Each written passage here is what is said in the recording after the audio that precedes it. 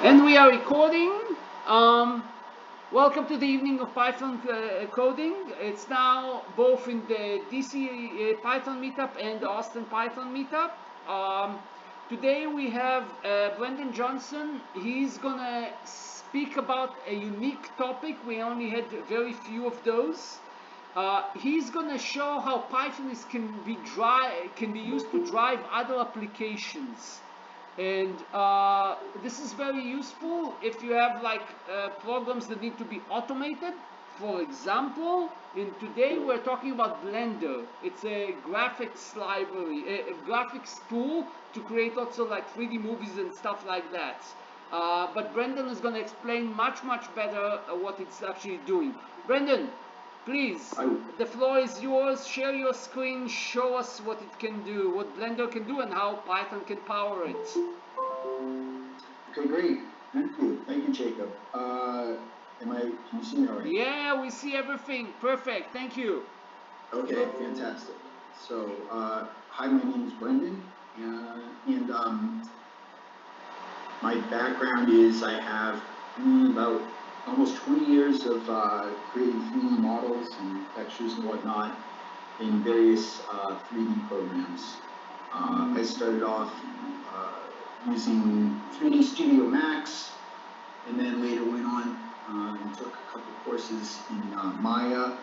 And for those of you who are familiar with 3D applications, you probably know that they have a long history of being pretty cumbersome, having a huge, steep learning curve, and being very expensive to get a hold of, which brings us over to Blender.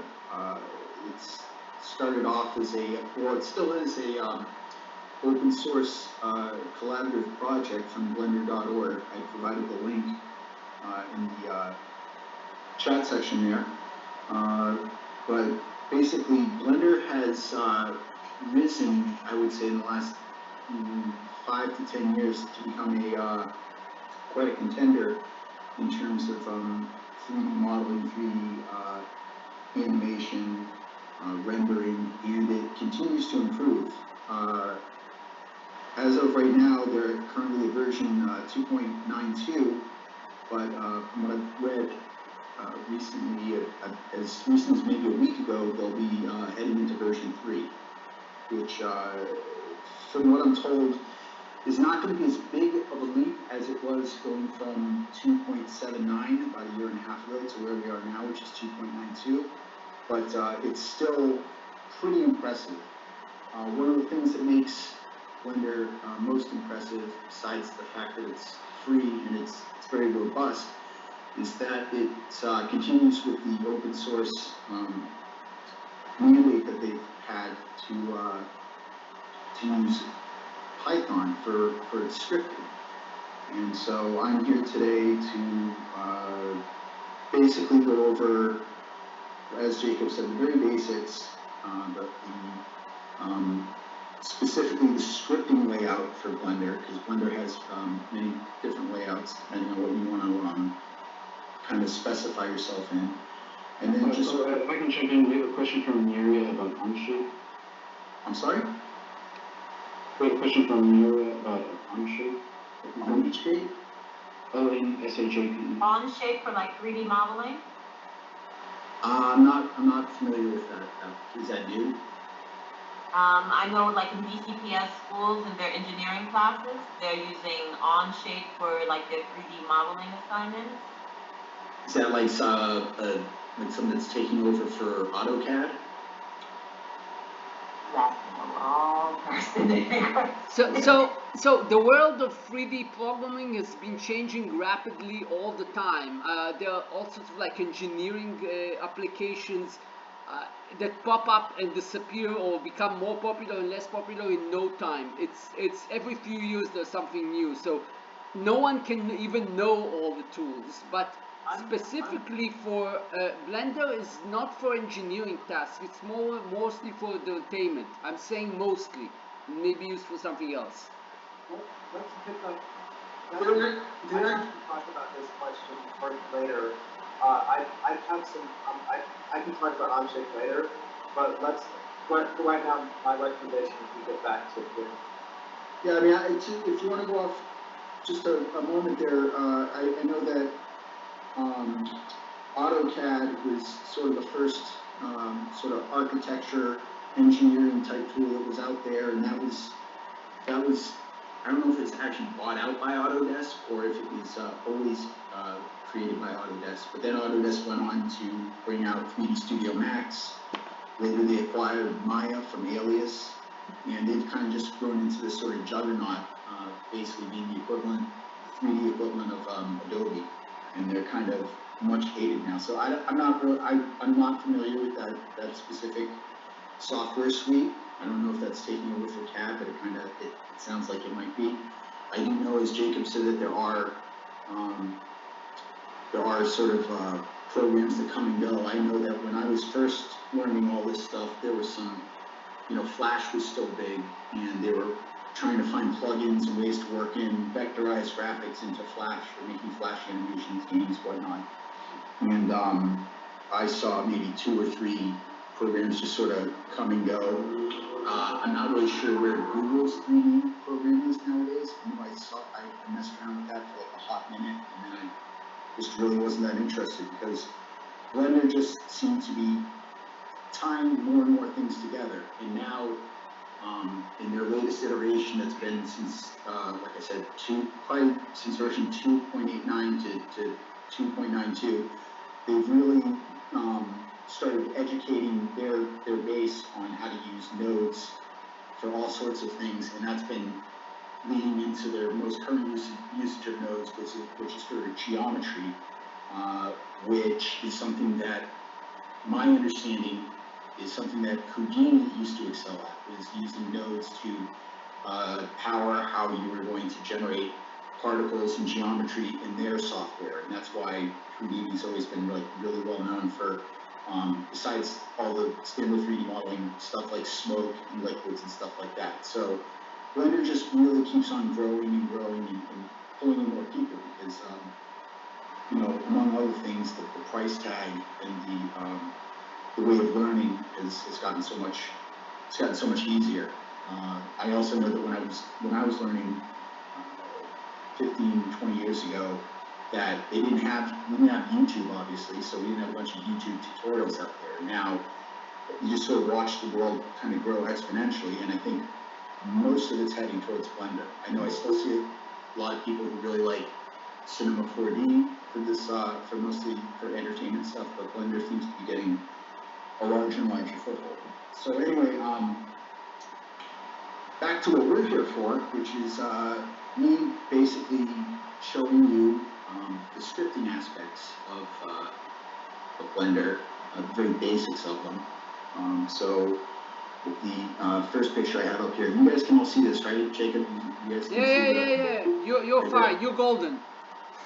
So this is the default screen if we hit the scripting tab. And as you can see here, this isn't super new, but I think within like the last year or so, they've added in all these tabs that you can default start on. Just to go a little bit off on the side, not too much. Obviously, sculpting is new. Sculpting has become a real, over the last 10 years, it's really become a powerful way to make really detailed models really quickly. And so Blender's adapted that, sort of pulling in, maybe those of you who are familiar with ZBrush, kind of pulled in being able to sort of knock out in detail, almost like a clay model, how to model, rather than the standards in the past, which have been usually like extrusions and bevels, and then adding modifiers and whatnot. Shading, again, that's become a node-based engine that they have, and that's become popular with all the 3D engines. But that's having its own, like the shader layout there is great for setting things up. And then shading, just to tell them, it's the ability to make nice colors and things that look like colorful, correct? Or is it a different type of shading? It's a way of generating textures or generating how textures interact with the lighting to basically set a scene up. It's Otherwise, you just see like lines, correct? Or something very dull, correct? well, right. And if actually, if you look here in this viewport, we'll just start at the viewport here real quick. And I'm sorry, I'm actually already taking longer than I thought I was going to. No, that's okay. But these layouts right here sort of give you in the viewport like different ways to look at the rendering, and I'll probably jump around those a little bit in some of our examples because they're going to be really simple examples, except for the last one, which will have a little bit of animation. But just so you guys can see what's going on, I'll hit these different render tabs to show you, and then each of these have a different effect on the shaders that are being implemented. So there's two core renderers on Blender. One is called EEV, and that's that handles shaders in a more primitive way than the second one. But more into that later. Over here, we go to the scripting tab instead of from default we start off with the layout tab. The reason we're going to do this is because we're focusing on scripting. What's a layout? Layout is basically this right here. This is the default layout. If you installed Blender like right now and just ran it, you get this. Your background would be a little different because you'd have to go into some stuff into. Yeah, that's okay. Here. But the layout is whatever we want. It's like the surface, or. Yeah, the layout is the default Blender layout. These are all layouts here in these tabs. All these tabs are different layouts. It's so different views of data, correct? Yeah. Thank you. Well, they'll have different focuses. So, for instance, like, the UV editing will have a whole other window open here for you to unwrap your model so you can put out textures that you can later implement into the shading tab. And they all kind of build off of each other, but they all have different focuses. So I'll just show you real quick. If you go into, okay, if I go into that, now I have a flattened out 3D, I have a flattened out 2D version of my cube right here that I can lay out so that I can put this into something like Photoshop and then start drawing textures so that each box would have something painted on it. There's also some painting that you can do within Blender. It's not as sophisticated as, say, some of the newer texturing tools out there, or even Photoshop, but it's still serviceable, especially for someone just starting to learn. Rendering again, that'll go into if you're a certain render that you want to set up, whether you want to do EEV or composite. Animation that has the time slider here, so you can do different things with the cube if you want to. Well, I'll just show you that part later. Sculpting again, I probably shouldn't hit that really slow, but I could just start doing different things to this box as long as this box was subdivided enough and had enough vertices to do so. But I'm going way off, and I apologize. It's just don't apologize. That's fine. We need to put the background in, and this is unique. So go ahead. Sure. Thank you. So I asked those questions for a reason. I want people to know what it is for and have some idea. I just worry about overloading people because this is something there's just on the scripting part. There's hours of tutorials out there for how you want to do certain things. Never mind all the modeling, the animation, the texturing. You could spend months, if not longer, just getting all the basics of this. So anyway, moving along here, when we're on the scripting tab, this is where we're going to be putting our script, or where we're going to be forming our script. And there's going to be different ways to form our script because of the flexibility that Blender allows us. Part of that flexibility is that it has a console window here, which works like any console in whether it be something like Bash or PowerShell or. We have a question about CGI and Blender. Okay, I'm sorry. What's the question? Just if you're able to do CGI and Blender. Oh, that's exactly what it's for. Yep. CGI is what Blender makes. In fact, I don't know if you guys have seen the link in the chat box there, but if you just click on that, it'll show you right from the opening screen there some of the sort of images you can create in Blender. And there's more examples on that site along with the documentation and whatnot for the software. So down here in the console window, you can put in commands, you can put in lines that you can test out on whatever you build. And then if you don't get any error codes or if it's behaving the way you want it to, you can drop that into the text editor later. The info tab, which will be really, you'll get a better feel for it once I can show you inside the software. Basically, anything that we do in the 3D port, anything that we do over these extended properties, it'll show up in this info tab, and it can help make the scripting experience something that would basically just be a series of copy and paste for you. If you say you had no familiarity at all with Python, you could just do the series of commands that you were giving your object in here, or textures you're applying, or things that you're animating. It would all come out in this info tab, and if you wanted it in your script, you could copy and paste it into the text editor. So whenever you're doing operations, it actually writes the Python code that you can actually later copy and paste, is what you're telling us? Absolutely. Thank you for putting it that way. That was very on the target. Thank you, Jake. I appreciate that.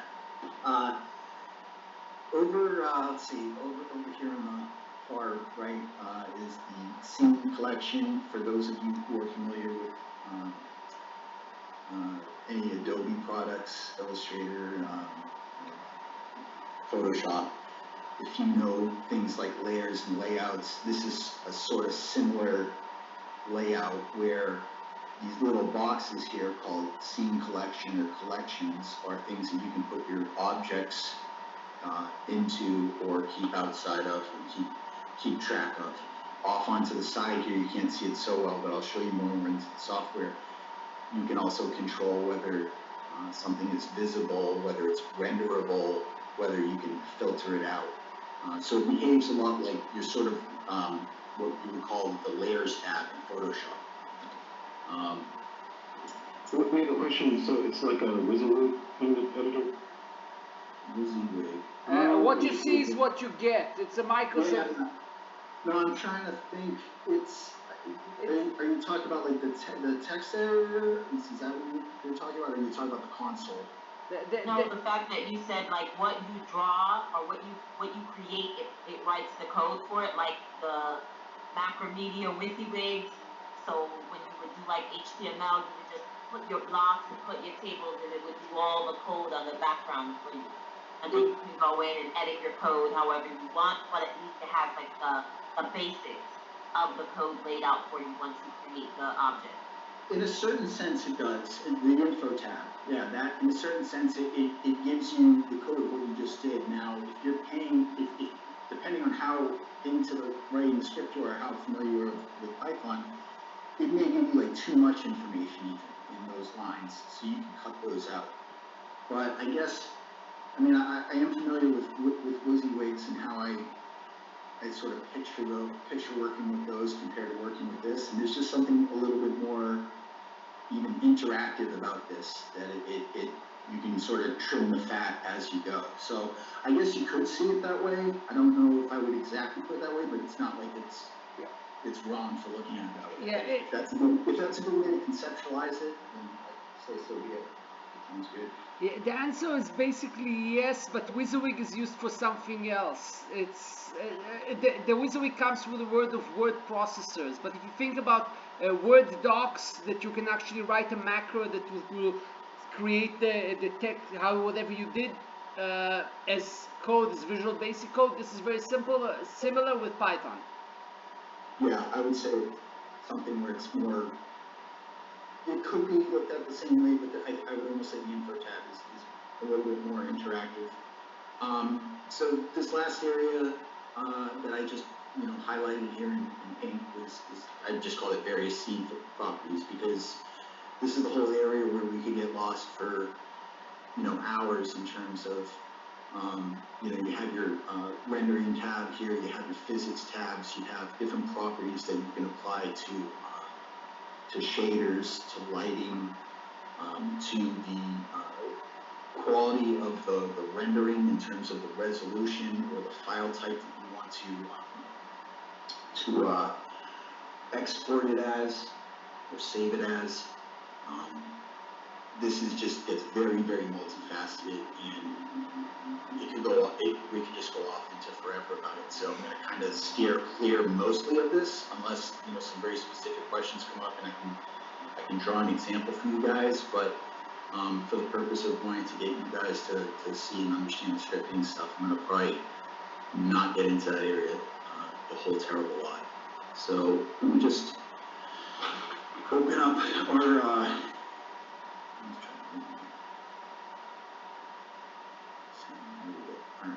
So, one other thing I should probably show you guys real quick. This was something I just came across while doing the research in terms of the sort of things you would want to have turned on if you were approaching this as a Blender scripter in terms of the core preferences for Blender. So if we go into Edit and then Properties, you will see the Preferences panel here. And if we choose use interface. Now I already have them turned on, but if you have Python tooltips and developer extras turned on, it will help you see more of the sort of information that may not show up in the info tab, but that you want to use for reference to insert into your scripting. Developer extras will show stuff on the 3D user port in real time, which let me just put up another scripts here. So it's basically as simple as going from layout here to scripting, so that now we're in our Python scripting mode. And the first thing you really have to put into any Python script, because it counts on the Blender Python library, is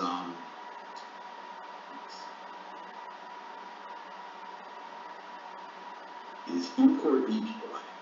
Import BPY is the library, and that is built within the folder structure of Blender. So if we go into the, in my example, I'm using Windows. If we go into Blender's folders, and we go deep digging through there, we find BPY is the core library. Yeah, there's a question whether this means Blender Python. Most probably. Oh, it is. Yes, I'm sorry. Yeah, it does stand for Blender Python. So this first example here, I'm just going to run this real quick.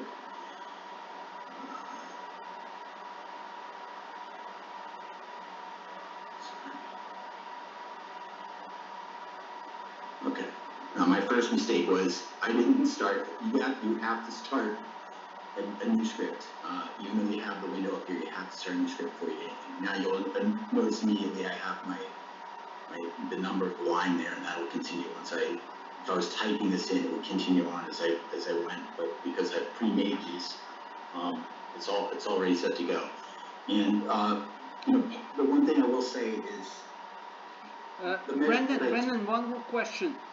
Sure. Someone is asking, do you have to pip install it, or is it something that comes with Blender? Do you need to install Python, or it comes with Blender? Not at all.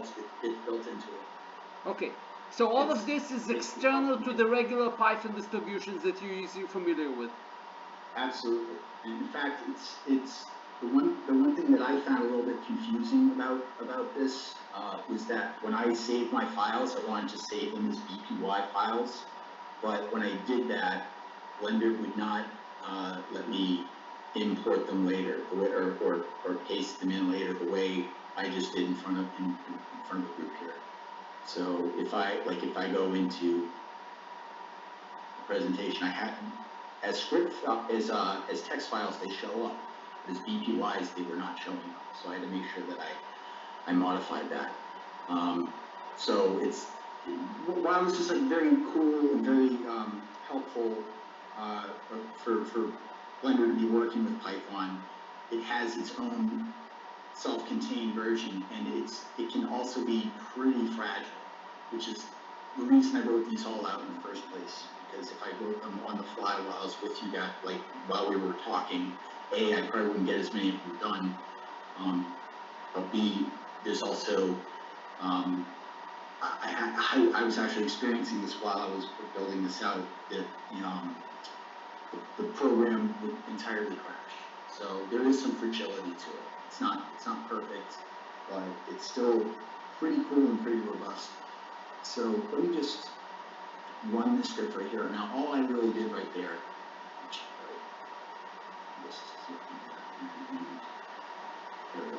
so running the script just creates a simple plane for us.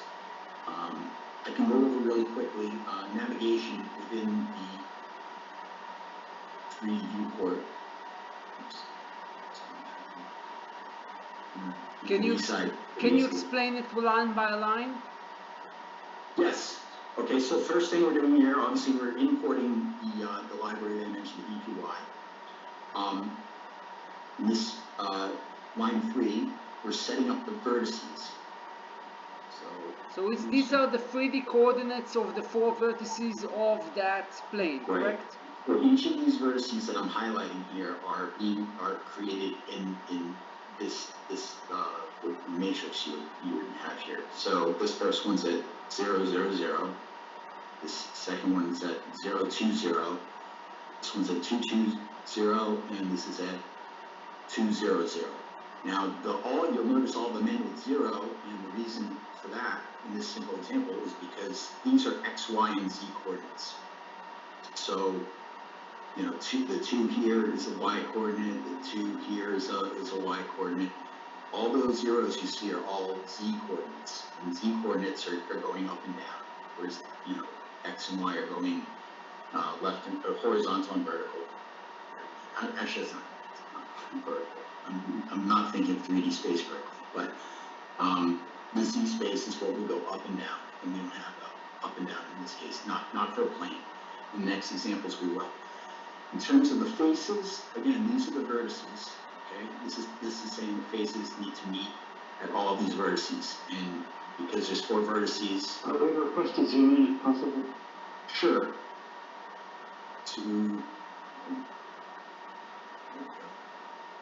Now, did you mean zoom in on the 3D board, or did you mean on the text? The text makes it a little bit bigger.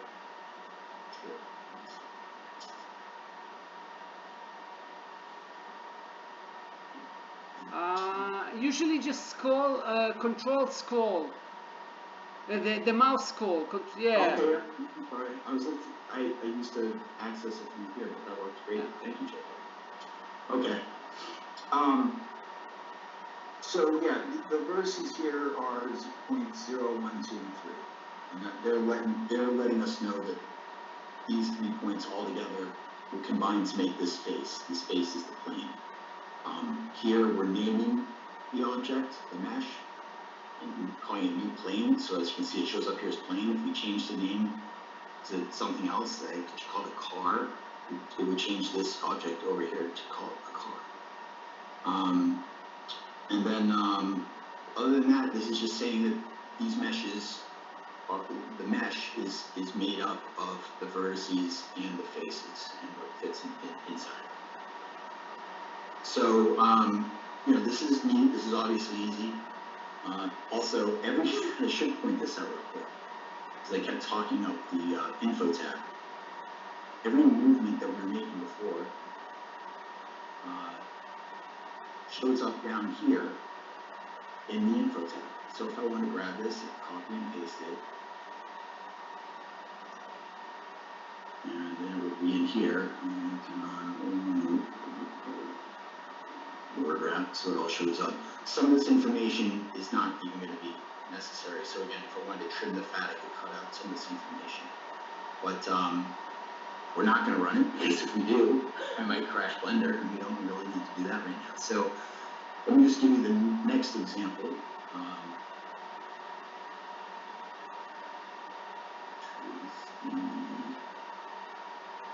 Pyramid. Okay.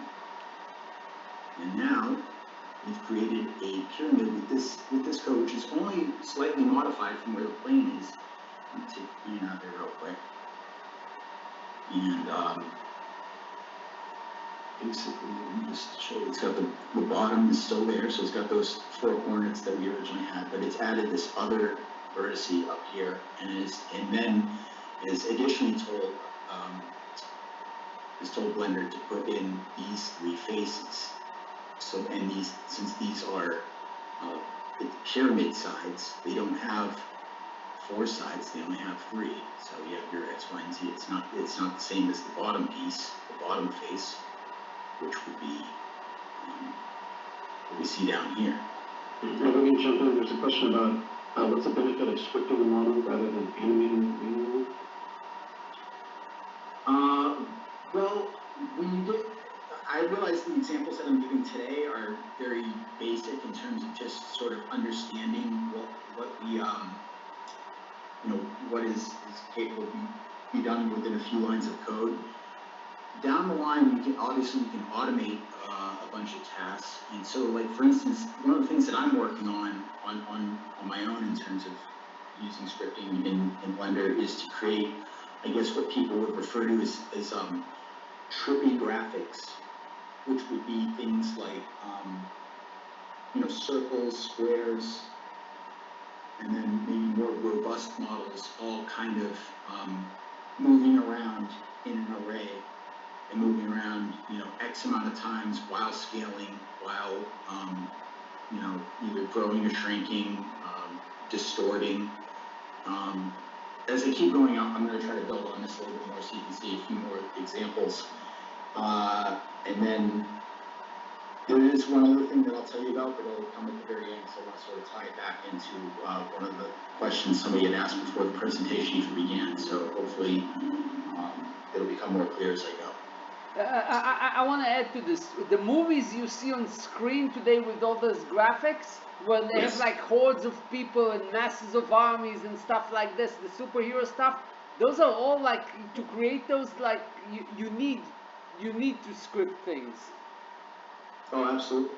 I mean, again, that's like getting on a way more complex level where you're using multiple scripts, and you're probably even using, multiple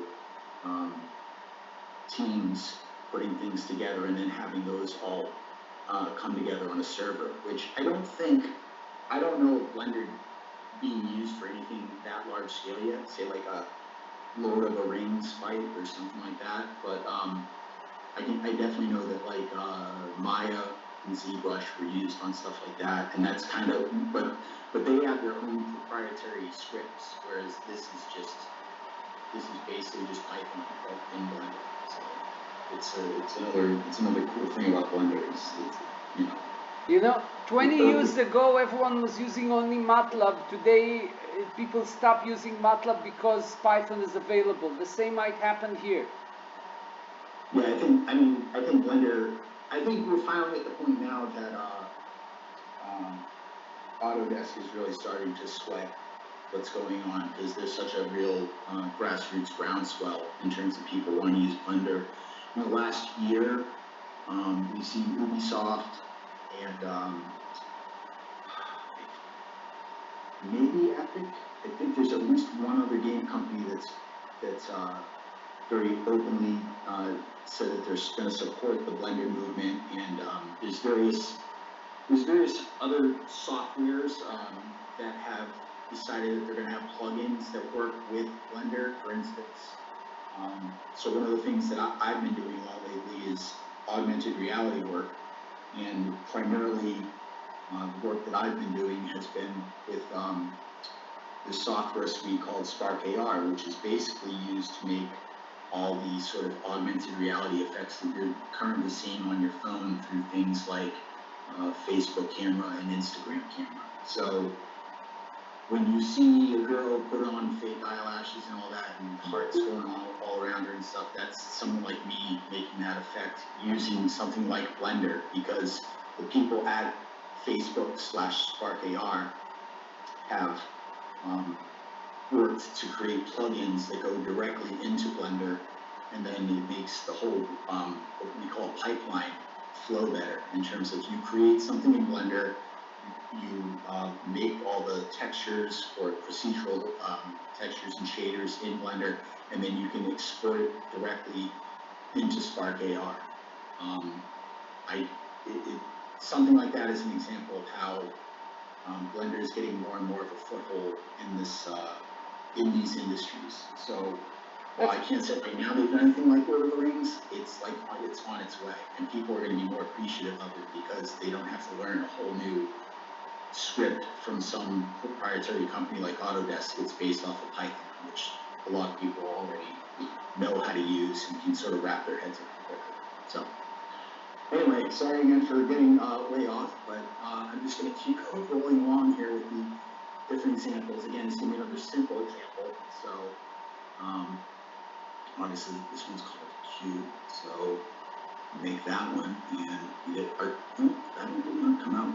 That's what happened when it broke last time. Look at that. So the funny thing is I remember going through the script. What happened was that the mesh.update calc edge is true didn't execute properly.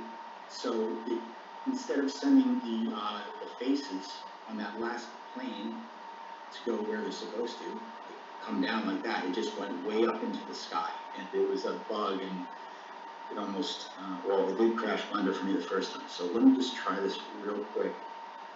See if I generate the scene. Yeah, they crashed it. Well, that's great. Now you guys can see I'm telling you the truth.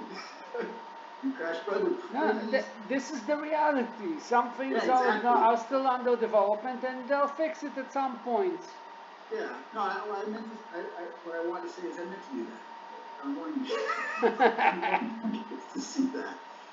Instead, you can go, oh, this guy's not a liar. He really breaks pretty easily. Okay, so at least it loads fast.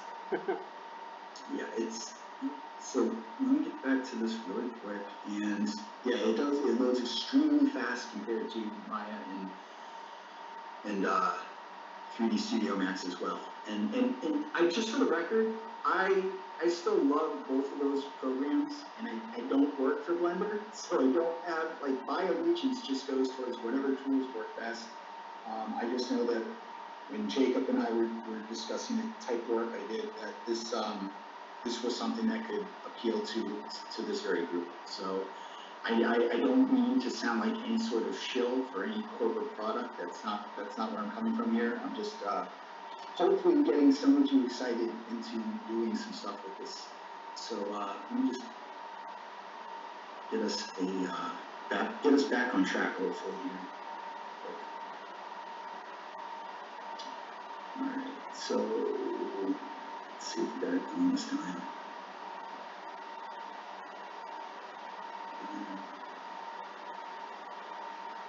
There we go. All right, now you can get rid of the default cube. But you can see I generated another cube here. Now, this time we didn't get the weird, funky face going way off into nowhere. So again, I'm just basically sort of building up small thing by small thing. So here again, you can just see that the nature of the faces have changed. They all have 4 spots. So that's why we don't have a pyramid anymore. You'll also notice that on these coordinates here that obviously some of the vertices are now up in Z space. So that's, everything else is basically the same. In fact, I think this is the one example where I can just sort of inject the coding myself to show the next example of what I want to do, which is, now that we've made these 3 objects right at the 0, 0, 0 coordinate, what's the next thing you can try to do? Well, the next thing you can try to do is basically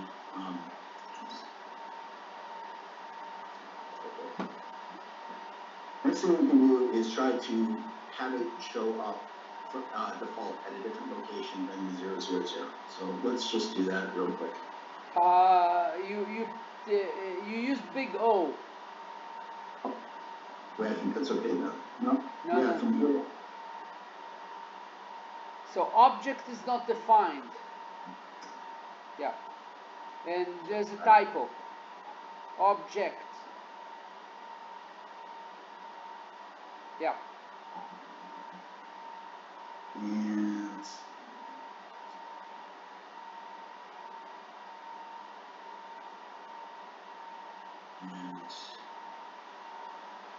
just delete this real quick so you can see the generation of it. Up and then save. You probably have to put it in parentheses. In like a list, just like you defined everything before, no? Or is it No, I see what it was. I didn't put my spaces here properly. So that's the other reason I have these scripts already ready to go, just so I don't screw up too hard in real time. So let's just. Oh, and it broke it again. Yeah, it shouldn't be spaces. Python ignores white spaces. It's just Right. a bug, probably. Okay, again, loading real quick. That's always nice. Over again, load. And this time.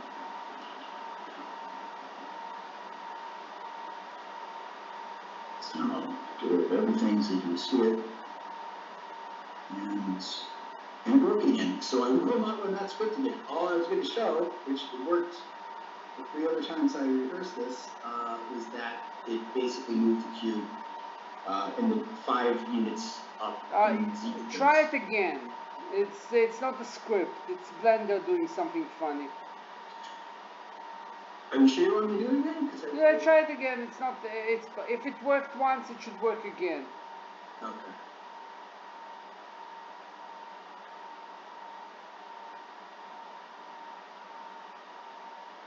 Okay. Fingers crossed. I hope. Hang on, let me just delete this real quick. Fingers crossed. And it's consistent. Okay, let's That's move. all right. I have 2 other really quick examples that I want to show, and then I'll just let you guys know my sources and other examples where this would be a cool thing. Okay, so that's all gone. We're not done with that anymore. And by the way, you can see when I do these again, you can see these operations all being done right here. And if for some reason we wanted to throw that right into a new script, deleting 3 others, I'm sure we would crash Blender immediately if we did something. So again, be careful with it. It's a cool tool, but it's fragile. We have a question about if Blender is a resource hog in terms of the CPU. No, not from what I've seen. So actually, I'll expand on that real quick. I was going to get to that at the end, but one of the huge benefits of being able to do all the scripting is these scripts get turned into add-ons, and there's a huge add-on market in Blender. There's at least, I think, like 3 or 4 sites. Some of them will be in my GitHub outline, but basically, you can create these add-ons, and some people give their add-ons away for free. Other people will charge anywhere between, I think I've seen between like $40 to maybe to $90. Now, if you load a bunch of add-ons, which can be added from here again in the preferences, go into add-ons, and this is my secondary computer. So I have, you can see right here, I have some load-ons on, add-ins on, and a lot of them are turned off. Now, if I turned every one of these on, it would take like maybe a minute and a half. On my beefier computer, I have a lot more add-ons installed, and because of that, it literally takes like maybe a minute and a half. But you know, just vanilla Blender right out of the box, it's really not what I would call a resource hog. Now, does that mean that you can go run it on an iPad? No. Like that's part of your phone? No, not a chance. Not yet. I shouldn't say not a chance. These guys work really hard, so maybe they'll come up with something. But in terms of running it off of your laptop, the laptop I have right now that I'm using is pretty old, and you've been watching it start up pretty easily. So it's right off the top not a resource hog. The one other thing besides add-ons, once you have everything up and running and going, if your file's really big, if you have like a lot of models, or if your models have a lot of complex geometry, or if say you have like a character scene and there's a lot of bones and geometry all being used at once, and there's a long timeline, that's something that, like, no matter what software you're using, the resources are going to add up and things are going to chug. Render's going to take a long time. The one thing I will say does take up resources, and I don't think it matters what 3D software you're using, is doing stuff with any sort of like particle or complex liquid effects. There's a feature that Blender uses, and I think Houdini uses too, although I would kind of be talking out of the side of my mouth because I don't use Houdini. I just have friends that have, and it's called baking in the math. So basically, we like bake in the math for creating. Say I created something like a wall of cubes and just had a ball go flying through them. So complex like math operations would be incorporated along with adding in here through. I think I would have to actually set up a scene, but through these other tabs here, you could change, say, how fast the ball is traveling, if there's any sort of like spin or wind factor, stuff like that, that would get incorporated into those particle or liquid effects. And, or in this case, it would be the boxes having sort of a particle effect of getting blown away. Something like that will be a resource hog. Something like that will take a lot of time for Blender to do the core math before it even starts rendering it. And then when they do render it, it takes up a lot of time. So what they've tried to do to offset that a little bit is, again, baking in the math. So you sort of like pre-do the whole scene, and that way when it renders, it's not figuring things out on the fly. The way, at least that's the way it used to be way back, as far as I know. So, but what I'm going to show is a easy animation here. I'm going to skip right over it because I feel like I've been yammering for way too much, and I want to be able to try to address any questions anyone else might have. I'm just going to go right to the final example that we have here. And let's go to, alright, now with this one I'm going to expand everything out. I'm also going to show another cool feature about Blender, which is that if you go to these corners here, you can just create a new window.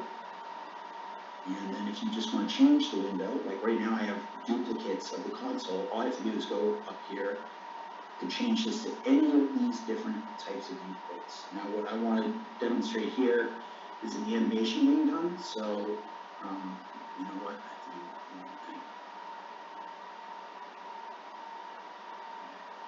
There it is. Okay, so that's not what I want to do, but that's alright. Let's go here. Timeline, that loaded up so that I can show you what we're doing in this next script.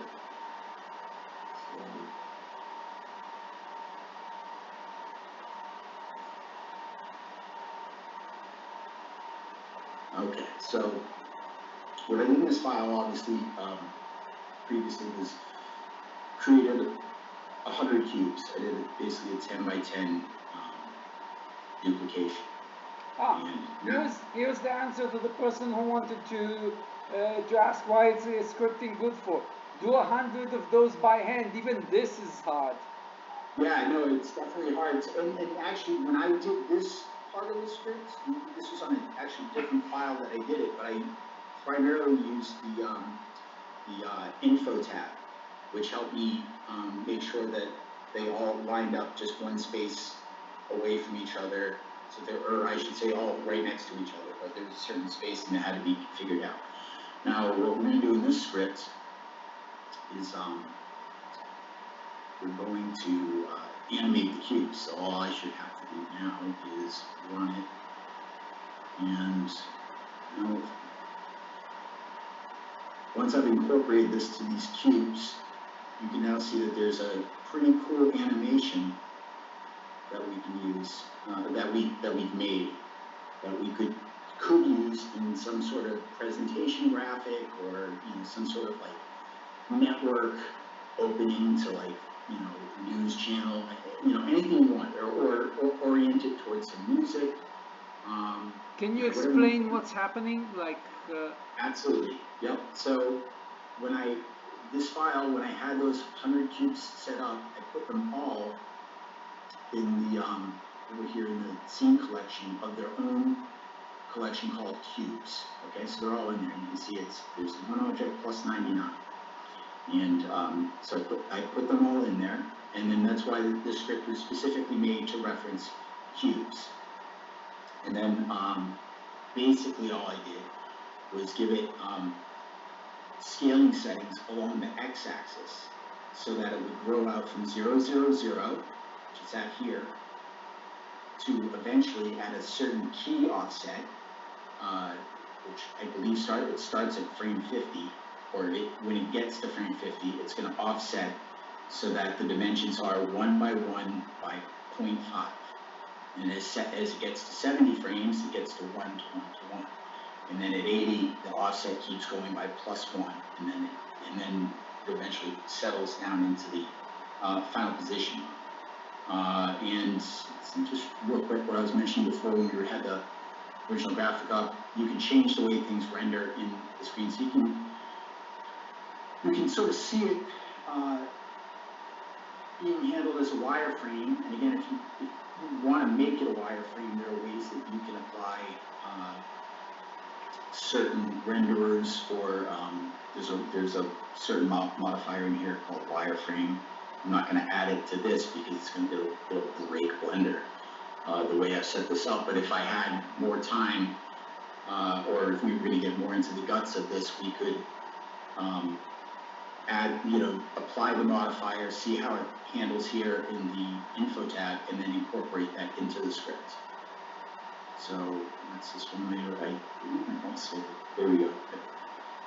Gave a little bit of color there, but when there's that much color and that much, brightness to it, it kind of translates into a different sort of shape movement than it does the other two ways that we looked at it. So it's because how you set up the materials and how you set up the lighting, and you can probably control those as well through script.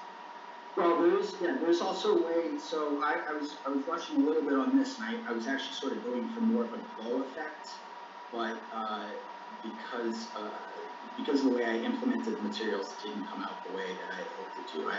I made these, recently I've been making these graphics where it has like a sort of Tron-like 80s neon effect. I was sort of going for that on this, but I just kind of ran out of time. But hopefully this gives you guys some ideas of the way that you can start. And this is like 15 lines right here, that's it. And we very quickly implemented something that looks, pretty cool. So imagine if you put some more time, research, or energy into it, or if you, work with someone else who has maybe some models, or if you hit up some of the resources. The last example, the one that I didn't get around to, but I have included in my outline for people if they want to look further into this, goes back to what someone had originally asked in the beginning of our taping here, which was about doing PyCraft, or doing some sort of Python code with Minecraft. The effect that is in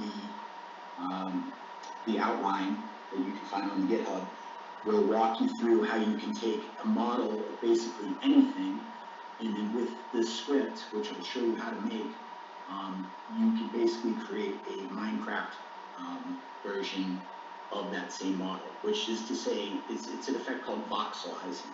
So it makes the, if I had like a dog, if I had a model of a dog, and I run this script, it would make the dog look like it was made out of blocks from Minecraft. So that's like one of the cool things, one of the many cool things that you can do with Python in Blender. And with that, I'm not sure if I talked too long or not long enough. You can show it. Just show it. Don't go into details. It's fine time-wise. As long as there is interest, people are interested. I don't see. So. Let me see if I can find the. Shoot. Yeah. Is it alright if I jump off camera for a minute to look for it? Because I don't want to fish around too much and then go into like the wrong. We can stop the recording now and. I can just what I'll do is I'll go find that link and then I'll. Okay. I'll post it into the group. I'll post it into that. That's cool. Let's stop the recording now. You've shown us enough, and stick around. And if people ask more questions, you'll bring it up. So, anyone has more questions about Blender you want to raise now? Feel free to unmute yourself and jump in. Blender and Python.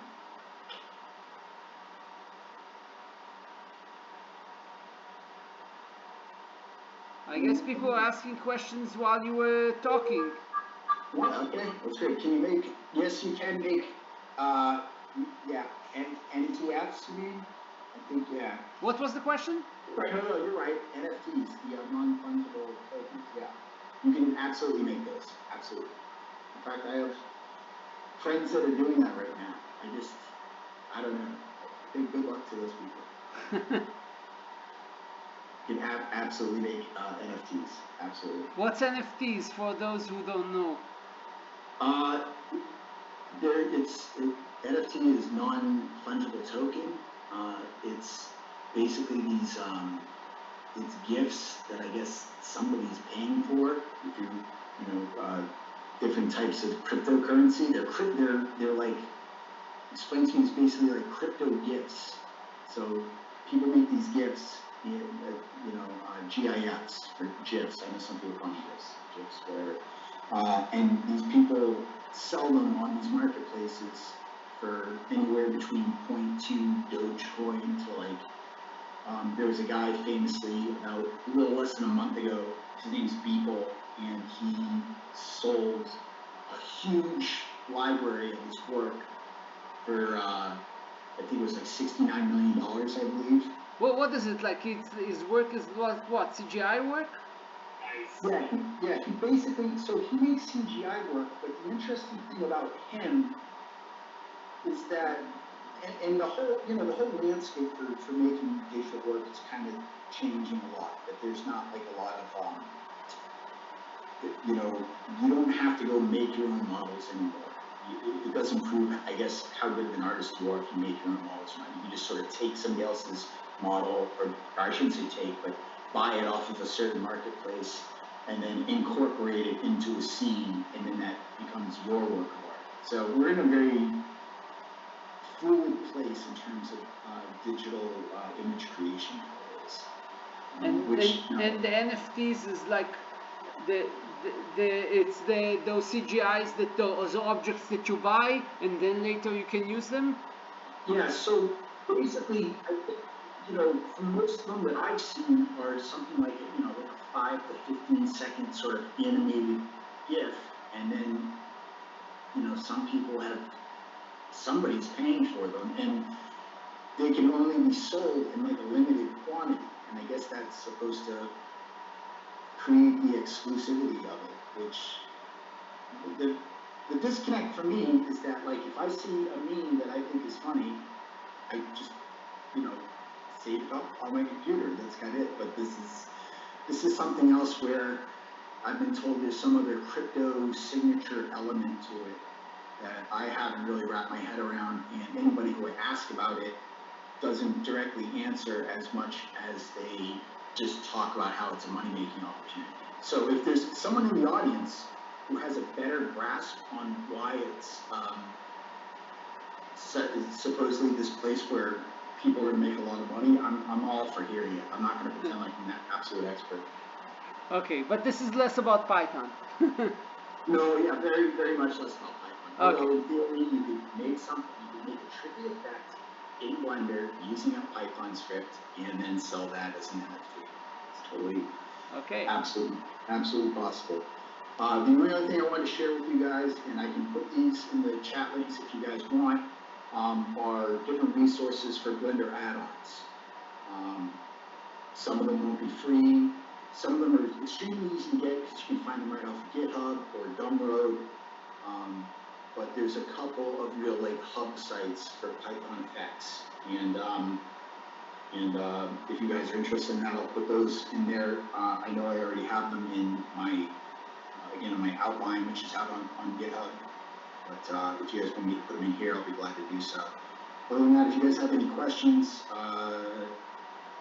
feel free to hit me up on my email, which I guess, should I throw that in the comments too, or no? If you want, then it'll be recorded and show up. Will I suddenly start getting weird emails if I No, it's okay. It's okay. Chances are that people will be looking at the YouTube video exactly and grabbing your email for that is slim. My email is all over the place, and I'm just lost in all the emails that I get. That's it.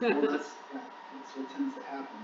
Otherwise, I hope I didn't ramble or go off target too much for you guys, and I hope I shared something with you you didn't know or you might be interested in. So thanks a lot. Okay, so it seems we're wrapping it up. It's been a long one, and we had many questions. So yeah, thank you. Please unmute yourself, make some noise, clap, whatever. Yeah. Are you on Twitter? Brandon, are you on Twitter? I'm not on Twitter, but I am on Instagram. I'll put my Instagram handle out. That's where you can probably see most of my kind of recent work. Okay. Yeah, I try to... I'm gonna stop the recording now, so everyone who wants to share anything outside, stick around. We're not closing the meetup, we're just stopping the recording. Brendan, again, thank you very much. Thank you for having me. Appreciate it.